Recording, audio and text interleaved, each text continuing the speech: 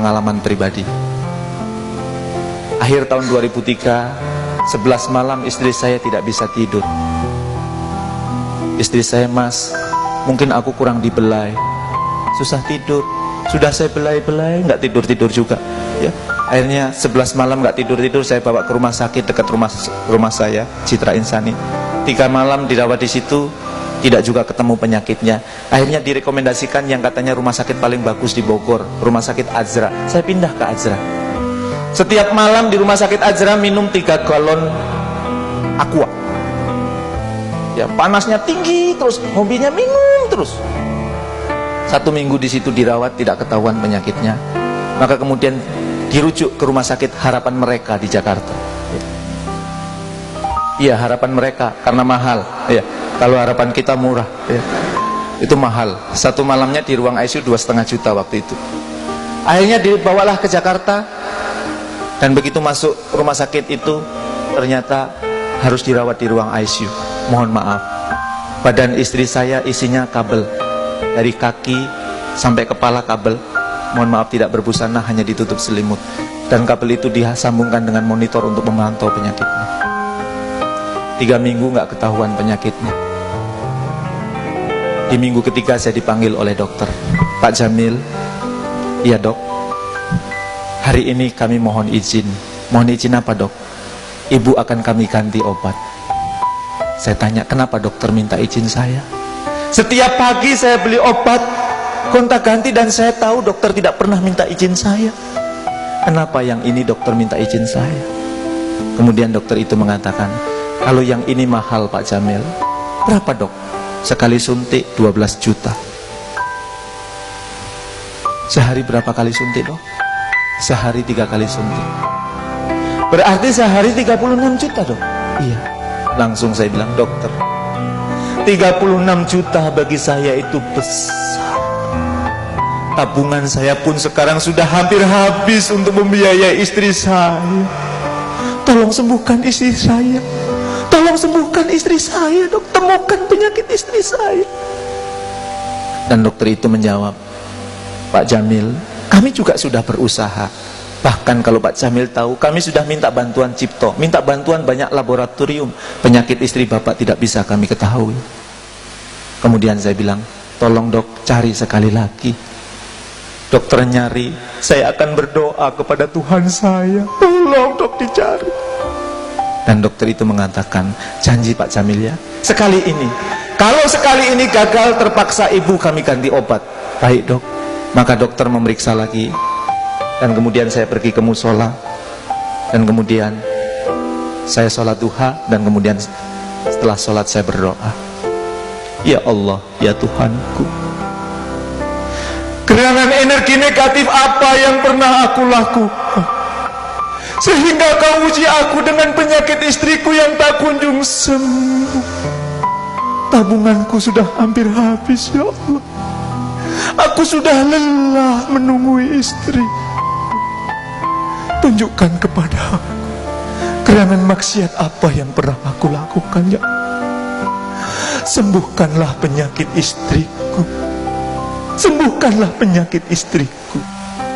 Bagimu amat mudah menyembuhkan penyakit istriku. Semudah engkau mengatur miliaran planet di muka bumi ini ya Allah."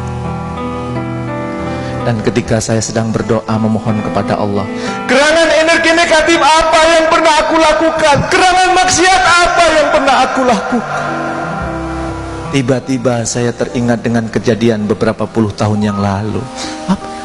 Saya pernah mencuri uang ibu saya 125 rupiah. Waktu kelas 6 SD, SPP saya nunggak 3 bulan. 1 bulannya 25 rupiah. Setiap pagi saya dipanggil sama wali kelas, "Jamil, kapan bayar SPP? Jamil, kapan bayar SPP? Jamil, kapan bayar SPP?" Malu saya. Maka kemudian pas istirahat saya pulang ke rumah, dan saya lihat di bawah bantal ibu saya ada uang 125 rupiah, saya ambil. Yang 75 saya gunakan untuk membayar SPP. Yang 50 saya gunakan untuk cuti. Maka kemudian saya berpikir, kenapa ketika saya sedang berdoa, "Ya Allah, Energi negatif apa, maksiat apa yang pernah aku lakukan sehingga kau uji aku dengan penyakit istriku yang tak kunjung sembuh?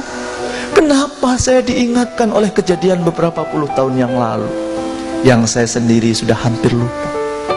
Maka kemudian saya berpikir, jangan-jangan ini petunjuk dari Allah.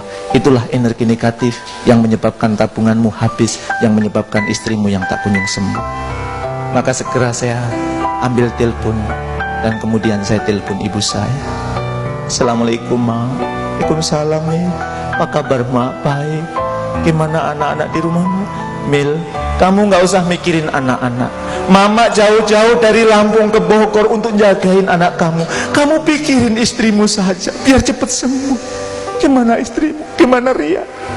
Belum sehat, Pak. Yang sabar ya, Mil. Iya, Ma, insya Allah. Begitu sudah selesai ngobrol kesana kemari, kemudian saya tanya ibu saya, Ma, Mama ingat gak kejadian beberapa puluh tahun yang lalu? Yang mana, Mil? Yang uang Mama hilang 125 rupiah. Langsung ibu saya berteriak, Mil, sampai Mama meninggal Mama ingat, Mil. Karena gara-gara uang itu Mama dihina di depan banyak orang. Karena gara-gara uang itu Mama direndahkan di depan banyak orang.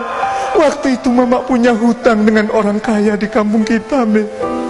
Mama sudah siapkan uang itu di bawah bantal. Mama pulang, Mama cari uangnya tidak ada. Dan kemudian Mama memberanikan diri datang ke rumah orang kaya itu, mengatakan mohon maaf saya tidak bisa membayar utang. Ternyata orang itu mencaci maki Mama. Orang itu merendahkan Mama. Padahal di situ banyak orang. Bapakmu itu kurung ngaji, tapi Mama dihinakan waktu itu. Sakit, sampai sekarang sakit, Mil, sakit. Setelah ibu saya puas cerita, kemudian saya tanya kepada ibu saya, Mama tahu nggak siapa yang ambil uang itu? Kemudian ibu saya menjawab, tidak tahu, tidak tahu. Kemudian begitu ibu saya ngomong gitu langsung saya jawab, Ma, yang ambil uang itu saya, Ma. Lewat telepon ini saya minta maaf sama Mama. Dan nanti kalau saya ketemu dengan Mama, saya akan sungkem sama Mama. Maafkan saya, maafkan saya, Ma. Langsung ibu saya berteriak, Astagfirullahaladzim, Astagfirullahaladzim, Astagfirullahaladzim. Ya Allah, ya Tuhan, aku maafkan orang yang telah mengambil uangku, karena ternyata dia adalah putraku. Maafkanlah dia, ampunilah dia ya Allah, maafkanlah dia ya Allah. Kemudian saya katakan, benar Mama sudah memaafkan saya. Dan ibu saya menjawab, Mil, bukan kamu yang harus minta maaf, Mama yang minta maaf, Mil. Karena terlalu lama dendam Mama. Mama tidak tahu kalau yang ambil uang itu kamu. Ma, tolong maafin saya, maafin saya. Dan kemudian ibu saya mengatakan, Jamil, sudah jangan kamu pikirin. Semua kesalahanmu Mama maafkan, termasuk kesalahan mengambil uang itu. Tolong disertai dengan doa, Ma, agar istri saya cepat sembuh. Dan kemudian ibu saya mengatakan, ya Allah, ya Tuhanku, hari ini aku maafkan orang yang telah mengambil uangku, karena ternyata dia adalah putraku. Maafkanlah dia, ampunilah dia, dan sembuhkanlah istrinya, sembuhkanlah penyakit menantuku. Terima kasih, Ma. Saya tutup. Kejadian itu sekitar jam 10 pagi. Dan sekitar jam 12.45 saya dipanggil oleh dokter ke ruangannya. Begitu sampai ruangannya saya disalami oleh dokter. Selamat Pak Jamil. Ada apa, Dok? Penyakit istri Bapak ketahuan. Apa, Dok? Infeksi pankreas. Terima kasih, Dok. Langsung saya peluk dokter. Terima kasih, Dok. Terima kasih. Terima kasih. Dan kemudian dokter itu mengatakan, Pak Jamil, kalau boleh jujur, cara yang kami gunakan sama, metode yang kami gunakan sama untuk mendeteksi penyakit istri Bapak. Tapi hari ini merupakan suatu keajaiban. Dengan cara dan pola yang sama, kami bisa menemukan penyakit istri Bapak. Terima kasih.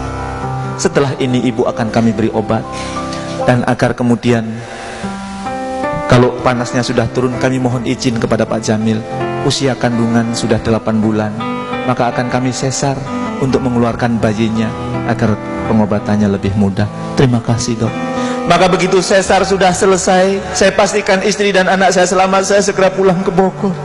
Saya sungkem dengan ibu saya. Terima kasih, Ma. Terima kasih, Ma. Terima kasih. Tapi itulah hebatnya